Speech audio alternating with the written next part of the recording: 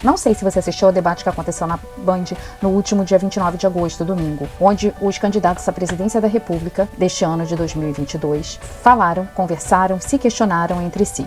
Houveram muitas conversas, mas hoje nós vamos falar sobre a polaridade existente entre o ex-presidente da República, Lula, e o atual presidente da República, Jair Bolsonaro. Sabemos que essa polaridade gera muito atrito, mas hoje vamos falar da gritante tendência de ambos os candidatos, claro que em sentidos opostos. Sobre a performance dos demais candidatos falaremos amanhã. Quer saber mais? Vem comigo. Mas antes, peço que você deixe seu like, que você ative o sininho para receber as notificações e que você se inscreva no nosso canal se você ainda não é inscrito. Estamos começando a nossa saga para falar de política, porque nós somos brasileiros e brasileiro não desiste nunca. Vamos lá. Sabemos que a entrevista da Globo foi uma verdadeira sabatina e não deu oportunidade do presidente e atual candidato à presidência do Brasil de expor as suas plataformas e questionamentos. Ele apenas respondeu aos questionamentos com interrupções, com várias interrupções, e que deram a impressão a nós telespectadores de que ele falou muito menos do que os entrevistadores da Rede Globo. Pelo sorteio prévio, quem começa essa rodada indicando quem vai responder é o candidato Jair Bolsonaro. Por favor, para quem vai a sua pergunta? Hoje, nos deteremos nos trechos onde Bolsonaro pergunta sobre corrupção, com números, e tem respostas fora do contexto do candidato do PT, o senhor Inácio Lula da Silva. Ex-presidente Lula. 1 minuto, por favor. Corrupção. No primeiro bloco, houveram muitas perguntas entre os candidatos, mas o candidato Jair Bolsonaro, que é o trecho que eu estou selecionando, perguntou ao atual candidato, o senhor Lula. Aí está o trecho, eu vou deixar para vocês. A Petrobras, ao longo de 14 anos de PT, se endividou em aproximadamente 900 bilhões de reais. Fruto de desmandos, refinarias começaram concluídas, entre tantas outras coisas. Esses 900 bilhões de reais daria para fazer 60 vezes a transposição do Rio São Francisco.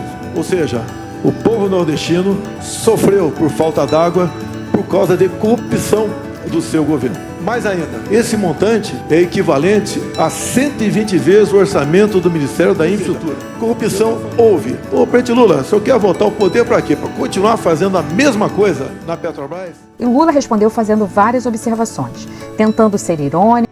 Era preciso ser ele para me perguntar, e eu sabia que essa pergunta viria. Citar números que são mentirosos também não compensa na televisão. Não teve nenhum presidente da República que fez mais investigação para que a gente apurasse a corrupção. Inverdades.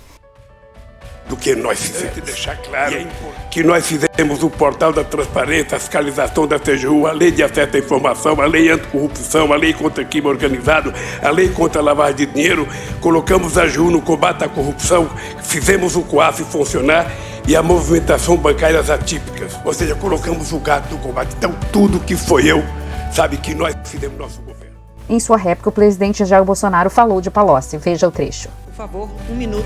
Segundo o Palocci, tudo no seu governo foi aparelhado. Tudo, exceto o Banco Central. Então, se todo mundo fazia mal feito, roubava, desviava, só o ex-presidente não sabia. E o Palocci conclui, na sua delação premiada, que foi-lhe reservada uma conta no exterior de 300 milhões de reais. Que o senhor recebia pacotes dele mesmo, 50 mil reais, a título de propina. O seu governo foi marcado pela cleptocracia, ou seja, um governo feito à base de roubo. E essa roubalheira era para conseguir apoio dentro do parlamento. Não era apenas para o ex-presidente Lula, era para ele também conseguir apoio dentro do parlamento. Assim sendo, nada justifica essa resposta mentirosa que você deu nessa questão. Sim, o seu governo foi o governo mais corrupto da história do Brasil. Bom, na minha avaliação do debate, o presidente Jair Bolsonaro foi muito bem. Lula foi muito mal na minha avaliação. Ele falou sem nenhuma convicção. Ele não teve nenhuma resposta com relação à corrupção. O que se imaginaria é que ele tivesse treinado para falar sobre corrupção, já que ele saberia que o assunto seria exatamente esse, já que ele foi condenado em segunda instância sobre o assunto. Pareceu que ele se perdia nos raciocínios e repetiam coisas que não tinham nada a ver com o assunto da corrupção. Ele recebeu alguns ataques, também surpreendentes, dos outros candidatos, mas isso nós vamos falar amanhã. Nas suas considerações finais, ele falou coisas incríveis, inacreditáveis. Ele disse que ele foi considerado inocente pela Suprema Corte do Brasil, que é uma mentira. Ele não foi considerado inocente. E ele também disse, pasmem, que ele foi inocentado em 2 instâncias pela ONU, que sequer faz parte do judiciário brasileiro. Gente, a ONU é a Organização das Nações Unidas. Na verdade, o que aconteceu foi a anulação de 2 processos por um erro de CEP, que, segundo o STF, deveriam ter acontecido em Brasília e aconteceram em Curitiba. Por isso, esses 2 processos foram anulados. Ele não foi inocentado em nenhum momento, mas ele teve atendido o 8º pedido de anulação do processo feito pelos seus advogados ao STF. Então, Lula mais uma vez faltou com a verdade em mais esse item. E na contramão do esperado, sendo conhecedores do temperamento do nosso atual presidente da República, o senhor Jair Bolsonaro, ele se mostrou seguro, controlado, firme, falando com sinceridade, muito autocontrole.